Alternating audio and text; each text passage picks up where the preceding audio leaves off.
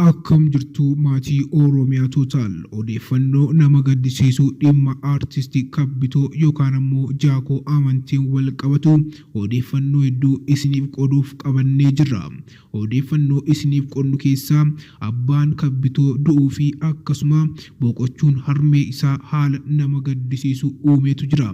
Kana malees hiriyyaan itti dhiyoo artistii Kabbitoo kan ta'e artistii Ittiqaa Tafarii dhimma kanarratti wanta dabarse qaba ergaa isaa kan isin biraan geenyu ta'a. Kana malees artistii Kabbitoon yeroo adda addaatti mana hiraarsaatti darbatamuusaa odeeffannoo qulqullaa'aa kan isiniif kenninu ta'a. Hanga xumuraatti hordofaa odeeffannoowwan haaraa dhagaa kan haaraa taatan subscribe taasisuu hin dagatinaa chaanaalii keenya Oromiyaa total. Viidiyoo kana hanga xumuraatti hordofaa like taasisuu hin dagatinaa.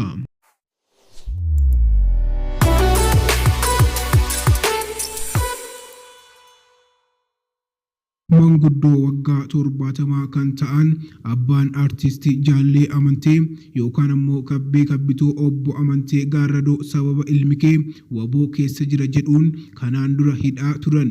Guyyaa kaleessaa halkan mana hidhaatii baasanii ajjeesanii jiru.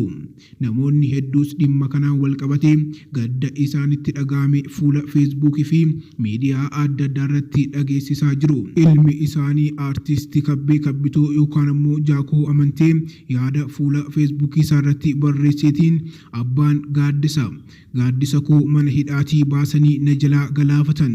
Reenfasaa guyyaa walakkaaf aduu keessa daandiirra oolchanii hin kaassan nuun jedhan. Ajjeesuu isaaniirra biyya kabajamee jiraatetti reenfasaaf illee kabaja dhoowwatan. Boonyee akka hin awwaalle gadda keenyallee nu mulqan. Sagal dhalchee tokkollee dhaabbatee awwaaluu dadhabe. Abbaa koo ati goota kiyya iddoo ati addaan itti gobbifamte sanitti jechuutiin dhuqaalee itti fufan kaa'uutiin akka dhaadannoo yookaan ammoo cichee kaayyoo itti qabsaa jiruuf galma ga'uutti abbaasaaf waadaa galeetu jira. Artistii Ittiqaa Tafarii hiriyyaa dhiyoo Jaakoo amantee kan ta'e guyyoota dabarsine keessa gadda itti dhagahame gama fuula Facebook isaarratti ibsatee jira. Akkas jechuun obbo amantee gaarradoo yookaan ammoo abbaa Kabbitoo Jaakoo amantee dhugaa kee waaqni hin gatiin maatii fi firoota maraaf jajjabina haalaatu jechuutiin gadda itti dhagahame ibsateetu jira. Kana malees namoonni bebbeekamoo adda addaa gadda itti dhagahame kan ibsachaa jiranii fi uummanni Oromoo hundiyyuu lapheen isaa cabeetu jira. Gochi akkasii kun kan yeroo jalqabaa kan hin taanee fi irra deddeebi'uutiin sirna biltsiginnaa keessatti uummata Oromoo irra kan ga'aa jirudha. Dhimma gidirfamuu artistii Kabbee Kabbitoo wal qabatee artistii Jaakoo amantee yeroo adda addaatti mana hidhaa seenuutiin dararri adda addaa irra ga'aa tureetu jira.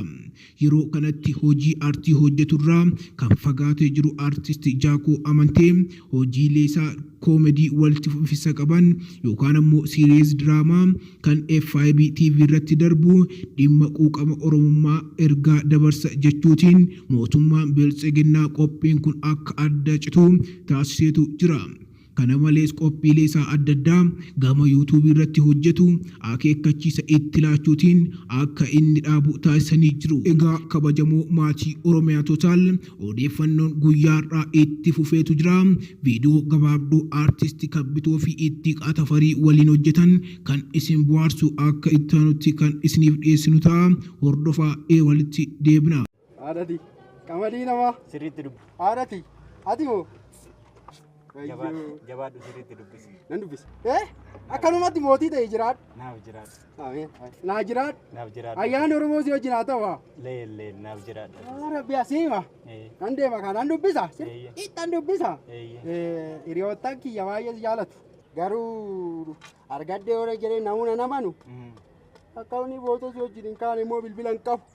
Mee gaafa bilbila bitadhee si bira dhufee taasirraa fudha. Bilbiluma keetii footoo kaanu haa. Hin danda'amu. Rabbe. Kottuun kaana. Rabbe. Dhugaa.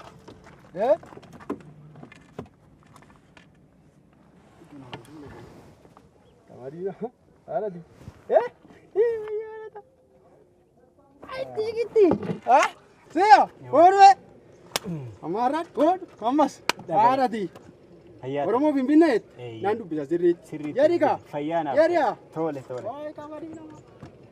Koomedii amma isin affeeretti akka bohaartanii fi waan guddaa akka irraa baratan abdiin qaba. Kabbee Kabbitoo yeroo Ittiqaa bira deemu kennaa kitaaba walii laachuutiin uummanni Oromoo kitaaba dubbisuutiin sammuu isaa cimsee akka bilisummaa isaaf falmu ergaa guddaa kan of keessaa qabu dabarsaniitu jiru. Egaa kabajamoo maatii Oromiyaa totaal qophiin keenyarraa kanarratti xumuramaa guyyaa ittaanu odeeffannoo barbaachisaa isiniif qabachuun deebnaa hangasittuu bakka jirtanitti nagaan Rabbii isin waliin haa ta'u nagaan nuuf tura.